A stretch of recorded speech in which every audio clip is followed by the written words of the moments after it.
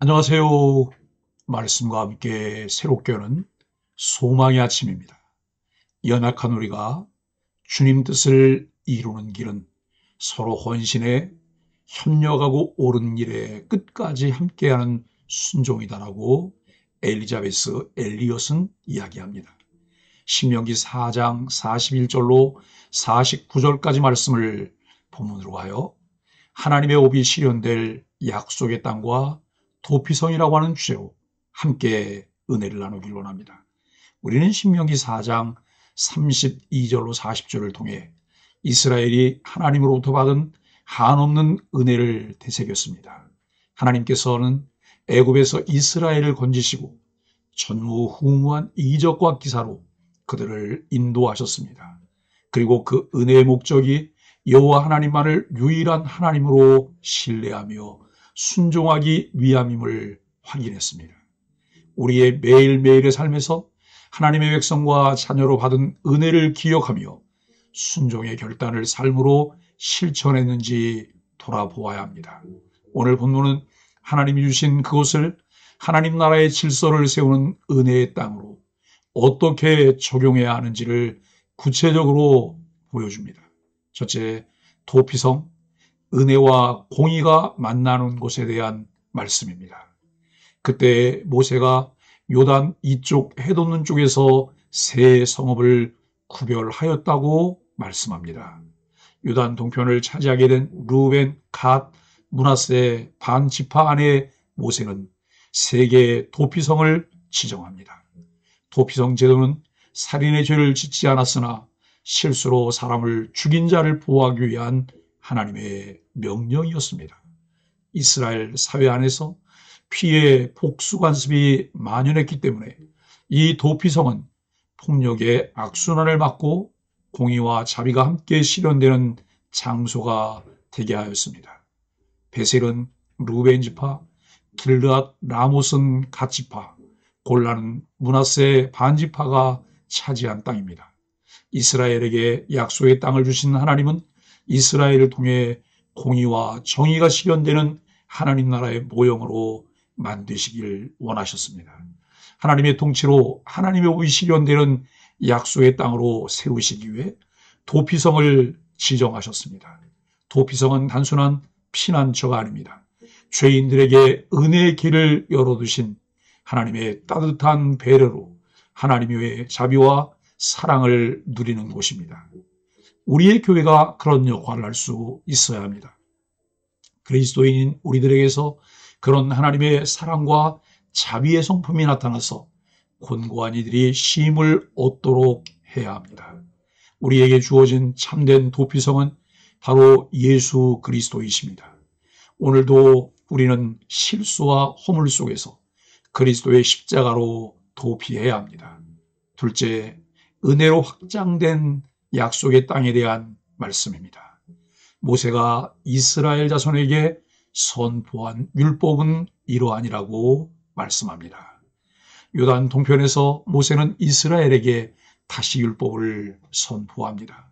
이제 곧 요단 서편으로 건너가 약속의 땅으로 들어가게 될 출애굽 2세대인 이스라엘은 그 땅에서 하나님의 율법이 실현되는 공동체가 되어야 했기 때문입니다. 여기서 우리는 한 가지 놀라운 사실을 봅니다. 본래 하나님께서 주시겠다고 약속하신 땅은 요단 서편 가나안이었습니다. 그러나 아모리 왕 시온과 바산 왕 옥이 이스라엘을 대적하면서 요단 동편까지 확장되는 은혜를 입게 됩니다. 요단 동편의 아로엘부터 헤르몬산까지 아라바 바다까지 넓은 땅을 얻었습니다. 이것은 마치 덤과 같은 하나님의 선물입니다. 하나님은 언약 백성이 순종하며 나아갈 때 예상치 못한 은혜의 영역까지 넓혀주십니다. 여러분의 삶에도 하나님께서 덤처럼 주신 확장된 은혜의 땅은 무엇입니까? 우리가 받은 은혜를 기억하며 그 땅에서도 하나님의 법을 실현하는 자가 되어야 합니다. 셋째, 약속의 땅과 하나님의 법의 관계를 말씀합니다. 오늘 본문은 요단 동편에 도피성을 마련하고 모세가 출애굽 2세대에게 율법을 다시 선포하는 장면으로 마무리됩니다. 이는 땅이 곧 하나님의 법이 실현되는 공간임을 보여주고 있습니다. 하나님 나라의 백성은 그 땅에서 공의와 사랑이 살아있는 법을 실천해야 합니다. 도피성과 율법 선포는 모두 하나님이 왕으로 다스리시는 나라의 질서를 세우는 과정입니다. 한시도 잊어서는 안 되는 것이 언약 백성이며 언약 안에 있는 축복의 통로라는 사실입니다. 이와 같은 것을 기억할 때 정체성을 지키며 하나님의 법을 따라 사는 복된 삶을 살게 됩니다. 하나님이 우리에게 주신 삶의 자리에서 은혜와 공의가 살아있는 하나님의 나라를 이루어 가야 합니다. 그것이 가정이든 직장이든 교회이든 하나님의 법이 적용되는 곳이어야 합니다. 사랑하는 소망의 가족 여러분, 하나님은 이스라엘 백성들에게 한없는 은혜를 주셨고 그들이 생각지 않은 땅을 주시며 하나님의 법이 실현되는 곳이 되도록 하셨습니다. 그것을 얻을 만한 아무런 자격이 없지만 하나님의 통치 아래 순종하는 백성으로 세워주셨습니다. 하나님이 주신 은혜와 복에는 사명이 따른다는 사실도 잊지 말아야 합니다. 오늘 본문은 언약 백성이 약속의 땅에서 어떻게 하나님의 질서와 은혜를 실현할 것인지를 보여줍니다. 하나님은 우리에게도 구원받은 은혜의 자리를 주셨고 그것을 통해 하나님의 나라를 확장해 가기를 원하십니다. 이곳에서 율법의 정신, 즉 공의와 자비, 그리고 하나님 사랑과 이웃사랑을 실현하는 것이 우리의 사명입니다. 오늘도 그리스도께 도피하고 하나님의 나라를 실현하는 삶을 살아갑시다. 하나님의 은혜는 우리의 삶의 자리에서 공의와 자비를 드러냅니다. 그 은혜를 따라 살아가게 된 언약 백성은 도피성처럼 은혜의 피난처를 세상 속에 세워야 합니다. 하나님이 허락하신 땅은 하나님 나라의 질서를 실현하는 곳으로 하나님의 다스림에 순종하며 하나님의 나라를 누리게 됩니다.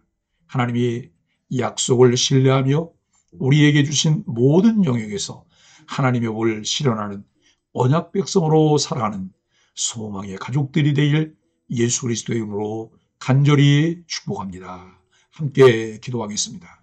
은혜의 하나님, 저희가 도피성과 같은 은혜를 날마다 누리며 살게 하시니 감사합니다.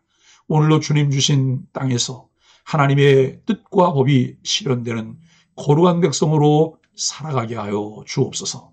가정과 일터와 교회에서 공의와 자비가 흘러넘치게 하여 주옵소서.